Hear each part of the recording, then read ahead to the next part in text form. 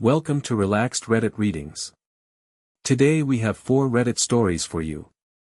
Reddit stories that will leave you speechless.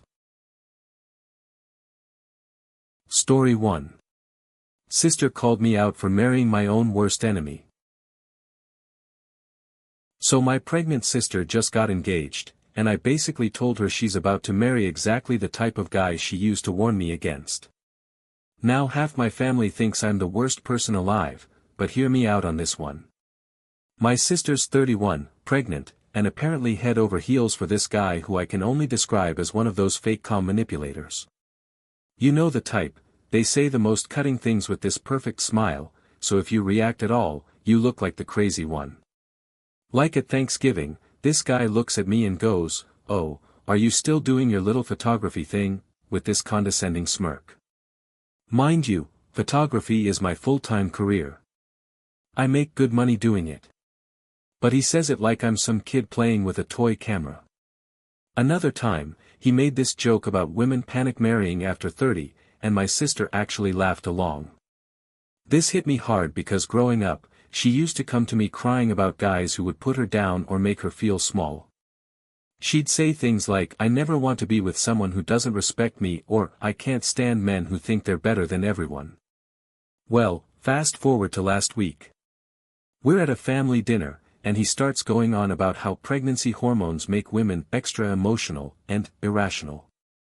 He's saying this right in front of my sister, who's sitting there nodding along like it's perfectly normal for her fiancé to basically call her crazy. That's when I snapped. I looked at her and said, "You know, this is exactly the kind of guy you spent years warning me about. Remember when you used to tell me to run from men who talked down to me? What happened to that advice?" The table went dead silent. My sister's face went red, and she started yelling about how I was being unsupportive during the most important time of her life. Her fiancé just sat there with that same fake smile, like he was enjoying watching us fight. Now my mom's calling me every day saying I need to apologize because my sister's stressed and pregnancy is hard enough without family drama. My dad thinks I should have kept my mouth shut because it's not my business who she marries. Even my brother's taking her side, saying I was out of line. But here's the thing, I watched this guy systematically chip away at her confidence for months. He makes these little comments about her weight, her career choices, her friends. And she just takes it because she's so desperate to make this work before the baby comes. I tried talking to her privately before, but she always had excuses. He's just stressed about the baby, or you don't understand his sense of humor, or he's actually really sweet when we're alone. Maybe I should have handled it better, but somebody had to say something. This is the same woman who helped me leave a toxic relationship 5 years ago. She literally drove to my apartment at midnight to help me pack because she said I deserved better. Now she won't return my calls, and the wedding's in 3 months. Part of me wonders if I should just apologize to keep the peace, but another part of me thinks she needed to hear it. Was I wrong to call her out like that?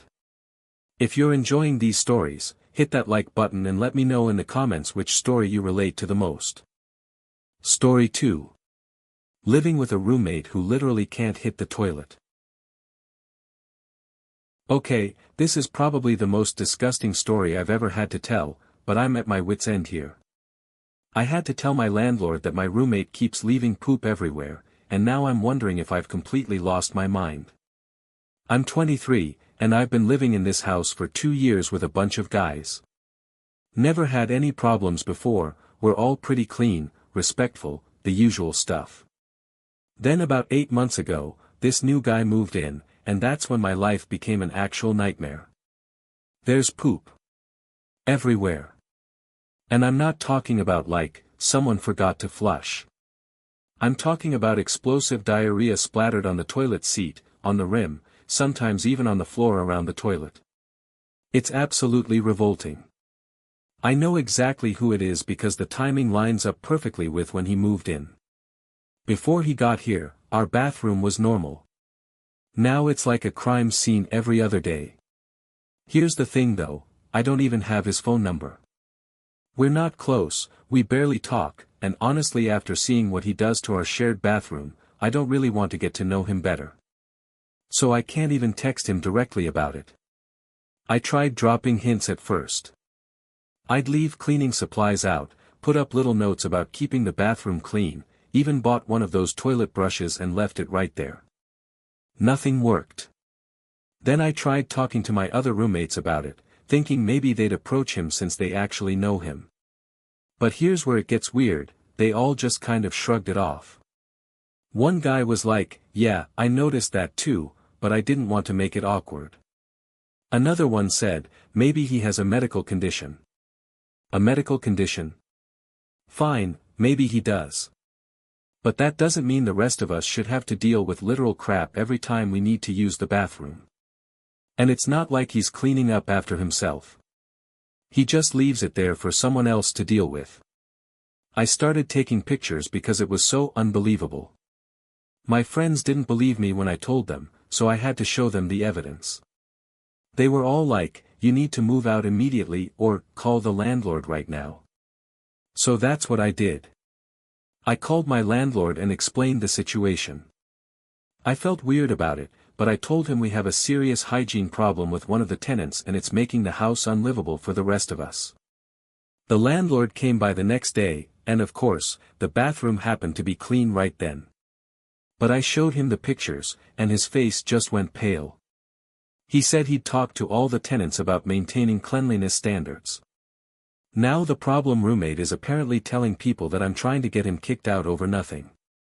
Some of my other roommates are saying I should have talked to him directly first instead of going to the landlord. But here's my question, why is it my responsibility to teach a grown man how to use a toilet properly? And if he's been doing this for 8 months without caring how it affects the rest of us, what makes anyone think a polite conversation would have changed anything? I pay rent to live here too, and I shouldn't have to deal with someone else's bodily functions every time I need to use the bathroom. Am I crazy for thinking this is completely unacceptable? Story 3. My dad died and my aunt wants to steal my college money.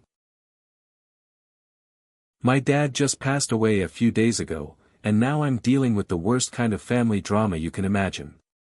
My aunt wants me to pay for his funeral with the money he saved for my last semester of college, and I honestly don't know what to do. So here's the situation.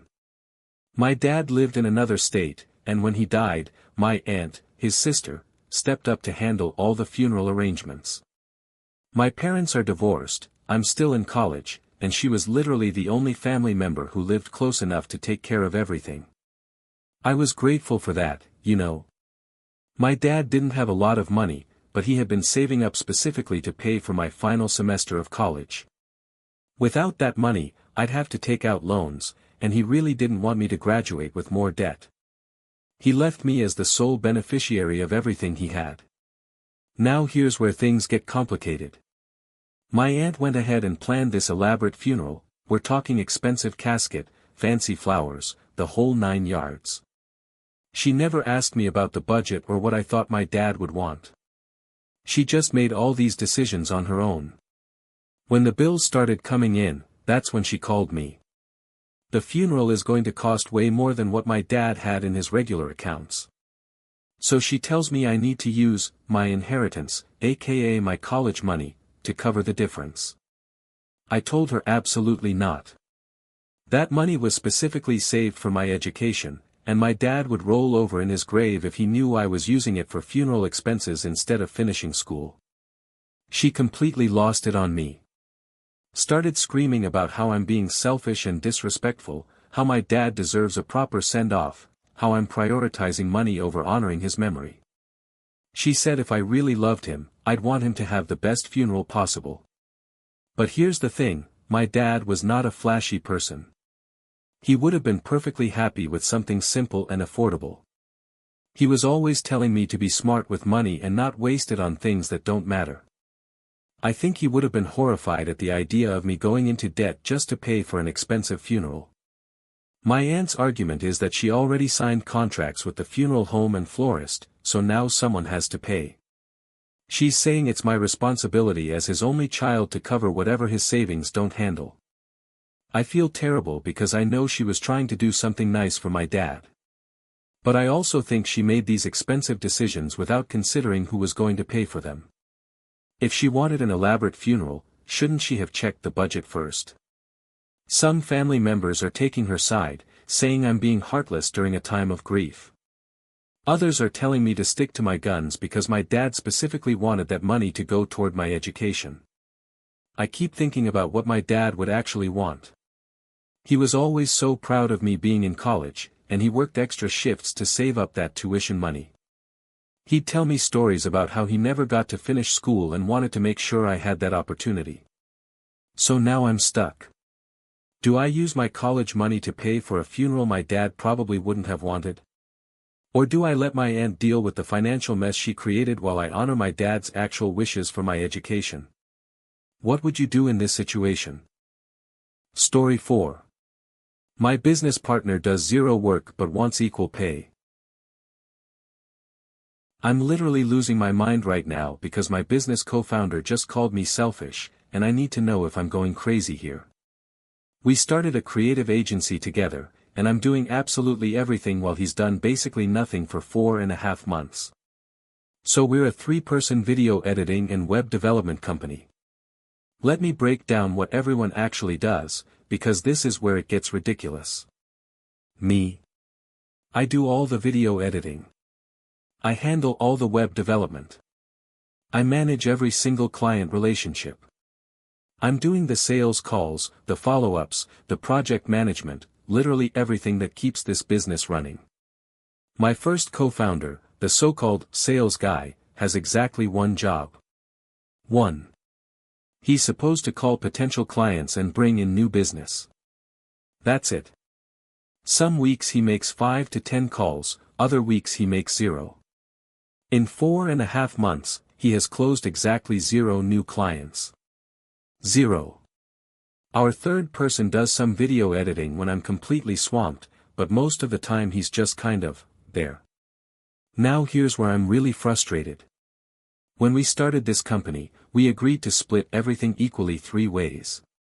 That made sense when we thought everyone would be pulling their weight. But the reality is, I'm working 60 to 70 hours a week while my sales co-founder is maybe putting in 10 hours on a good week. All of our current clients. I brought them in. Every single project we're getting paid for. I either found the client myself or it came from referrals from my previous work. The sales guy has contributed absolutely nothing to our revenue. So last week, I suggested we restructure how we split the money. Maybe instead of equal thirds, we base it more on who's actually bringing in the work and doing the work. Seems fair, right? Wrong. The sales guy completely flipped out. Started yelling about how we had an agreement, how I'm being greedy, how partnerships are supposed to be equal no matter what. He actually said I was being selfish for wanting a bigger share of money that I'm literally earning by myself. I tried to explain that it's not about being greedy, it's about fairness. Why should someone who hasn't closed a single client in almost 5 months get the same cut as someone who's doing all the work? That's not partnership, that's charity. He came back with this argument about how sales is hard and he's building relationships and laying groundwork for future deals. But honestly, after 4 months of 0 results, I'm not buying it anymore. The third guy is staying out of it, which I get. He doesn't want to pick sides and deal with the drama. But his silence is kind of frustrating too because I think he knows I'm right. Here's what really gets me, I could be making way more money if I just went solo or worked for someone else. I'm only in this partnership because I believed we'd all be contributing equally. Instead, I'm basically paying 2 people to watch me work. I've started wondering if I should just dissolve the whole partnership and start over on my own. But then I feel guilty because we did start this together, and maybe I'm not giving the sales guy enough time to prove himself. On the other hand, I can't keep working 70-hour weeks so someone else can collect a paycheck for doing nothing. That's not sustainable, and it's definitely not fair. So am I being selfish for wanting the money split to reflect who's actually contributing to the business? Or should partnerships always be equal regardless of effort? If you enjoyed these stories, drop a comment telling me which one was your favorite. And if you want more relaxed Reddit readings, make sure to like, subscribe, and hit the bell so you never miss a video. Thanks for watching. If you enjoyed these stories, like, comment and subscribe for more relaxed Reddit readings.